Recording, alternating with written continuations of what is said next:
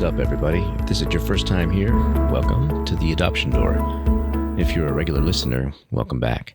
I'm your host, Andres, and in this podcast, I share the listeners' adoption stories and how it's changed and often shaped people's lives, sometimes for the better, but not always. Here I read people's stories that are sent in, all in hopes that they may resonate with you in some way, and also so you may get a different perspective in the matter. Today we have 3 stories that have been sent in. If you'd like to share your story, you can email me at theadoptiondoor@gmail.com, and I'll put it in the show, and you can remain anonymous if you'd like. Okay, without further delay, let's get into the stories.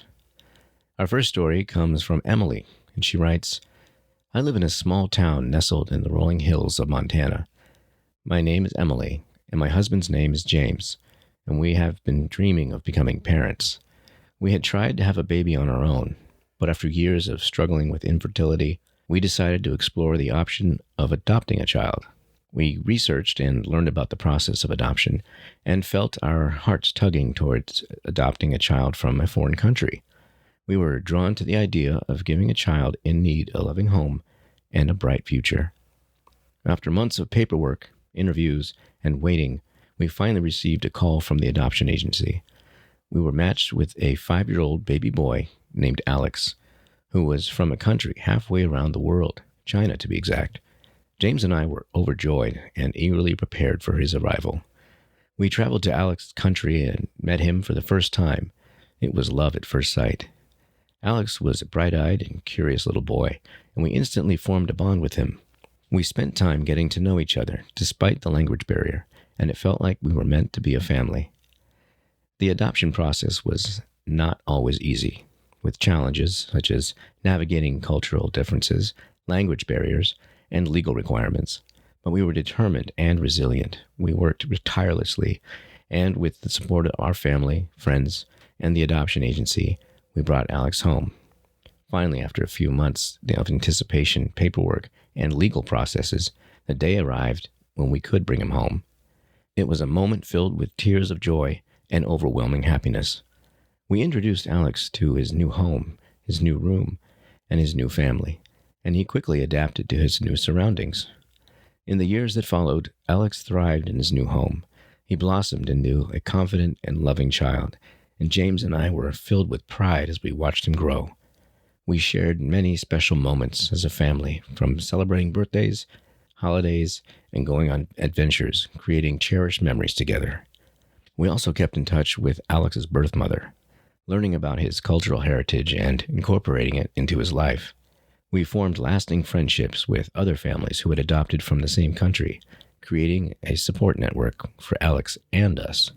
As Alex grew older, he expressed curiosity about his adoption story, and so we lovingly shared with him the story of how he came into our lives and how we became a family.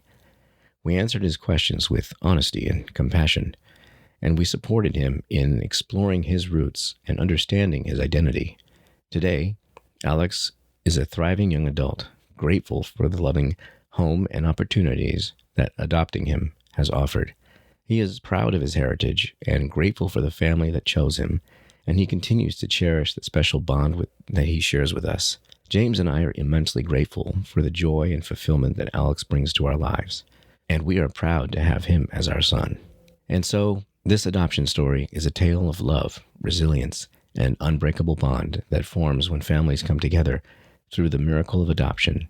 It's a story of how James and I opened our hearts and home to a child in need, and we were rewarded with the gift of parenthood, and how Alex found a forever family who loves and supports him unconditionally. One of the reasons why I like this story is because it's about adopting a child that's not an infant. I mean, Alex was 5 when he was adopted. And I don't know, to me, it really brings home, no pun intended, the need for older children to be adopted as well, and not just infants and toddlers. You know, there are, of course, infants and toddlers to be adopted, but there's also a lot of kids who really need a good home that are older, 4, 5, 13, 15, so on and so forth. So it's not just about, infants. I think that these other kids deserve a chance at happiness as well. Well, thank you for taking the time to send in your story, Emily. We certainly appreciate it and enjoyed it. Our next story comes from Mark, and he has gone through quite a bit. And he writes, "The year was 1986, and my wife Lisa and I were excitedly preparing to welcome our first child into the world. We had been trying to conceive for years and had gone through the emotional roller coaster of infertility treatments without success. However, our dream of becoming parents was finally coming true when Lisa became pregnant. But our joy was short-lived.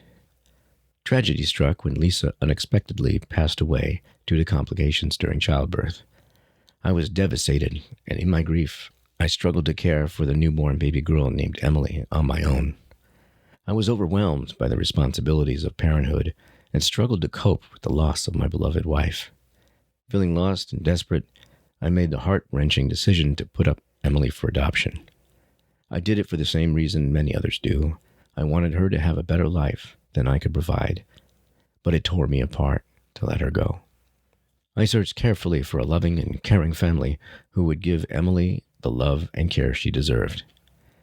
After months of searching, I found a couple, Sarah and John, who had been longing to adopt a child. They had struggled with fertility as well, and were overjoyed when I chose them to be Emily's adoptive parents. They promised to provide her with a nurturing and loving home. Despite the pain of parting with Emily, I knew I had made the best decision for her. I signed the adoption papers, and with a heavy heart, I said goodbye to my precious daughter. Emily went home with Sarah and John, who were ecstatic to finally have a child of their own. Years passed, and Emily grew up in a loving environment with Sarah and John, who cherished her every day. However, my heartache never truly subsided, and I always wondered about Emily and how she was doing. I often thought about what it would be like to see her, hold her, and tell her how much I loved her. On Emily's 18th birthday, I mustered up the courage to reach out to John and Sarah, expressing my desire to meet Emily. Sarah and John understood my longing and arranged a meeting between Emily and I. The reunion was both joyful and bittersweet, as I got to see the young woman Emily had become, but also see how grown she was. I also realized how much I had missed in her life. Despite the tragedy that had brought them together, Sarah, John, Emily, and I decided to forge a connection as a blended family. They all have remained in my life, and we have all supported and loved Emily together. I found solace in knowing that Emily had grown up in a happy and loving home and was surrounded by people who cared for her. While the pain of both losing Lisa and putting Emily up for adoption would always remain, I found comfort in the relationship I developed with Emily and the knowledge that she was surrounded by love. It was a tragic story that had turned into a tale of resilience, love, and the power of family. Thank you, Mark, for sending in your story. It was quite moving and certainly a testament to your love for your daughter, Emily, as well as your late wife, Lisa. I'm so sorry for your loss. I can only imagine the heartache you've been through. But it's wonderful to see something so painful turn into something so amazing. Okay, in our third and final story for this episode, we'll meet TK. And she tells us about her beginnings and how rewarding meeting her birth mom really was. This is what she wrote. I was born in Honolulu, Hawaii in the late 1960s. Shortly after my birth, I was taken to a foster home until my parents adopted me at 2 months old. My adoptive mom got pregnant with my sister, and she was born 13 months after me. She had a difficult pregnancy and birth. She ended up staying in the hospital for 3 months. During this time, my dad was working, and I was being taken care of by various nannies, and occasionally a grandmother. I never formed a bond as I didn't get the chance. When I was 5, my mom told me I was adopted. I didn't seem that surprised. I was very different from the three of them in every way imaginable. I wore my heart on my sleeve, said exactly how I felt, and was deeply in love with nature and comfortable being alone. I was ashamed of my sensitivity and hated to make a mistake. My mother was very controlling, and I couldn't control how I felt.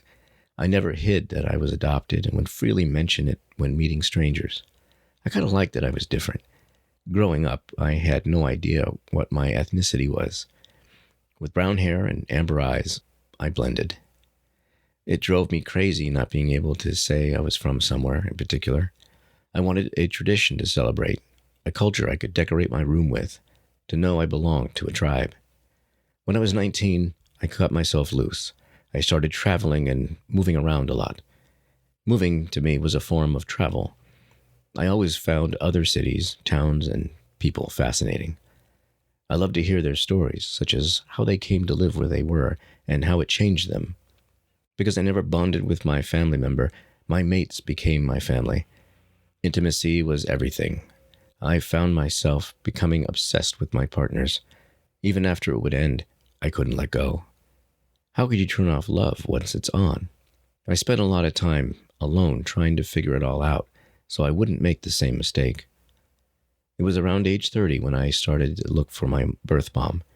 I hired a searcher who was an adoptee themselves.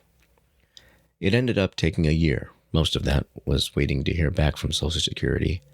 He called her and asked if she wanted contact with me, and she did. And then I called, and I heard my voice echoed back to me. Her name was Michelle, and I had her ridiculous laugh. She talked a mile a minute, something I did when I was younger. All that practice talking to strangers was paying off. She told me everything, held nothing back, even her tears. She told me that when she was pregnant living in Hawaii, she would dig a hole in the sand like a turtle and bury her belly in it. She spent a lot of time swimming in the ocean, a love that got passed down to me. Michelle said that when she gave birth, they whisked me out of the room, and she ran to the elevator to hold me and say goodbye. She debated keeping me, but a 19-year-old woman in the 1960s didn't do that. Her father was a strict, overbearing French man that tried to get my birth father, Rick, to marry her. They had a huge argument over it, with my father denying that I was even his. My mother knew the truth, and she had never been with anybody else. In the end, my father got another woman pregnant and married her. My half-brother, Joe, was born 6 months after me. Since Rick was now completely out of the picture, Michelle decided to give me up. My father abandoned her, so she gave me up, which was hard for her as well as me. People wonder why adoptees don't like to celebrate their birthdays.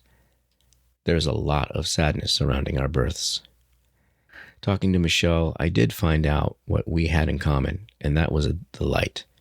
Both of us crazy for plants and art. The love of travel and moving got passed down to me too. Me, 33, and her, 25.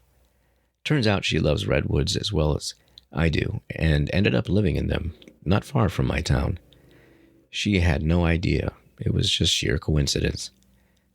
She loved to see the connections between things, how events could serendipitously come together. She was playful and enthusiastic, and because of that, people always thought she was younger than she was. It turns out those traits got carried throughout my birth family. Meeting the rest of my family is a story for another time. Well, let me just say that these stories were very unique as well as inspiring. And TK, we're all looking forward to hearing the rest of your story whenever you're ready.